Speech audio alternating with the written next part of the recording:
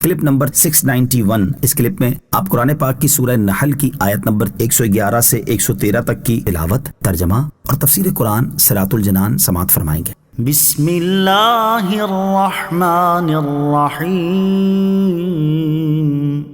ترجمہ: اللہ کے نام سے شروع جو نہایت مہربان رحمت والا ہے۔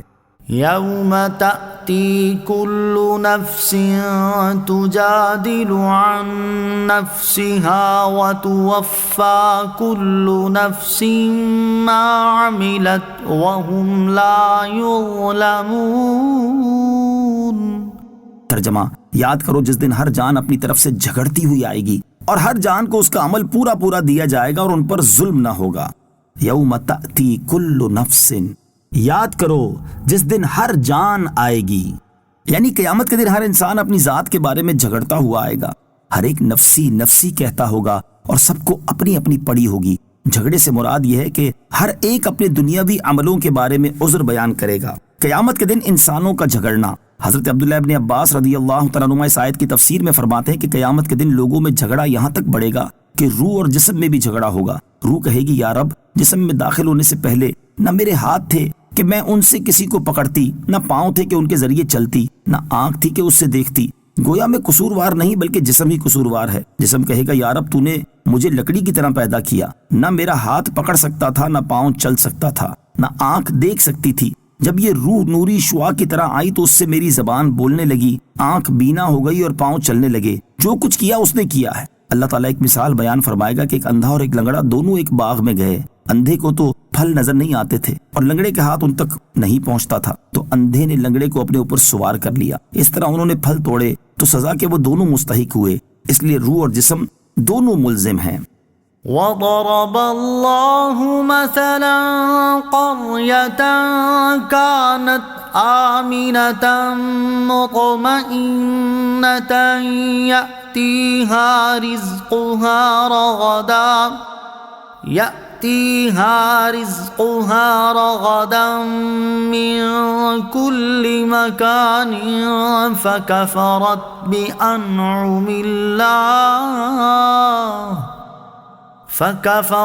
بأنعم الله فأذاقها الله لباس الجوع والخوف بما كانوا يصنعون۔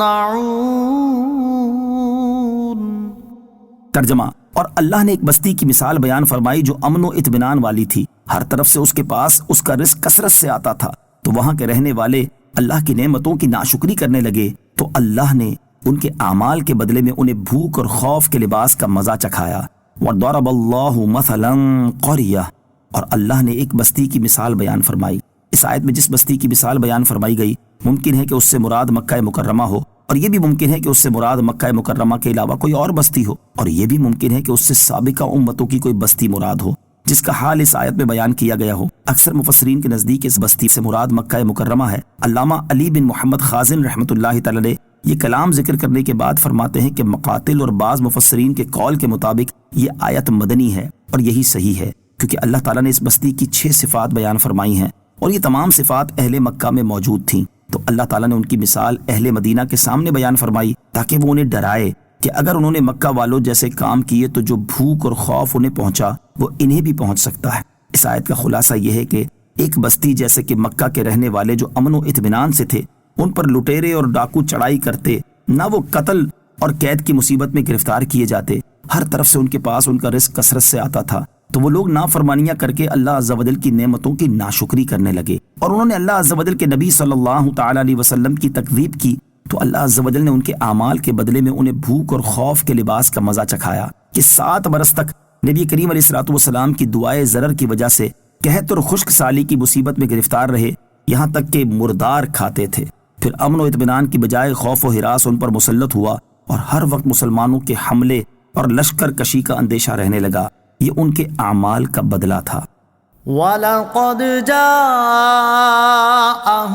رَسُولٌ مِّنْهُمْ فَكَذَّبُوهُ فَأَخَذَهُمُ الْعَذَابُ وَهُمْ ظَالِمُونَ۔ ترجمہ: اور بے شک ان کے پاس انہی میں سے ایک رسول تشریف لایا تو انہوں نے اسے جھٹلایا تو انہیں عذاب نے پکڑ لیا اور وہ زیادتی کرنے والے تھے۔ وَلَقَدْ جَاءَهُمْ رَسُولٌ مِّنْهُمْ، اور بے شک ان کے پاس انہی میں سے ایک رسول تشریف لایا، یعنی اہل مکہ کے پاس انہی کے جنس سے ایک عظیم رسول یعنی انبیاء کے سردار محمد مصطفیٰ صلی اللہ تعالیٰ علیہ وسلم تشریف لائے۔ اہل مکہ نے انہیں جھٹلایا تو اللہ تعالیٰ نے اہل مکہ کو بھوک اور خوف کے عذاب میں مبتلا کر دیا، اور ان کا حال یہ تھا کہ وہ کفر کرنے والے تھے۔